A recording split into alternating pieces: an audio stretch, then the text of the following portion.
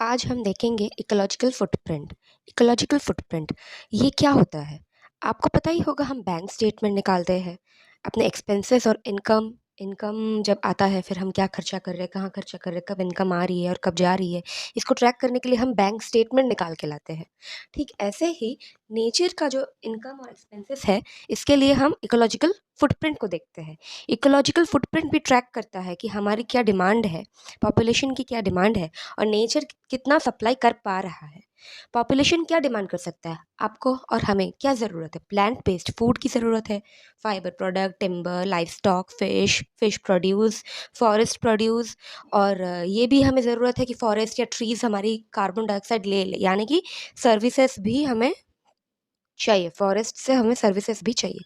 ये जो हमारी डिमांड है, तो इसे कौन पूरा करेगा? इसे पूरा करेगा नेचर। नेचर सप्लाई करेगा क्या? रिसोर्सेज सप्लाई करेगा, जैसे फॉरेस्ट प्रोड्यूस, फिश प्रोड्यूस, या तो सर्विसेज सप्लाई करेगा, जैसे उसने कार्बन डाइऑक्साइड इनटेक कर लिया और हमारा पॉल्यूशन कम कर दिया।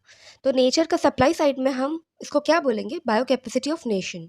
बायो कैपेसिटी एक राज्य का या एक देश का जो बायो कैपेसिटी है प्रोवाइड करने का, रिसोर्सेज एंड सर्विसेज, इसको हम कहेंगे बायो कैपेसिटी ऑफ नेशन। इसमें एग्जाम्पल में क्या क्या आता है? लैंड एरिया, सी एरिया। लैंड एरिया जहाँ पे हम अपना घर बना सकते हैं, हम अपना खेती बाड़ी कर सकते हैं। सी एरिया जहाँ पे हम फिशिंग कर सकते हैं, शिपिंग कर सकते हैं, नेविगेशन के लिए यूज़ कर सकते हैं, वो भी तो एक तरह की सर्विस है। और क्रॉप लैंड जहाँ पे ऑलरेडी फार्मिंग है, तो इसे कहते हैं सप्लाई साइड या बायो कैपेसिटी ऑफ नेशन। अब इकोलॉजिकल फुटप्रिंट हम इतने लेवल्स पे काउंट कर सकते हैं, इंडिविजुअल लेवल पे, सिटी लेवल पे, कंपनी लेवल पे, नेशन या कंट्री लेवल पे, रीजनल लेवल पे, कि किसकी कितनी इकोलॉजिकल फुटप्रिंट है, कौन एक्सीड कर रहा है या कौन कम कर रहा है। जैसे बहुत सारे देश, many countries are in the red zone, which means they use more natural resources.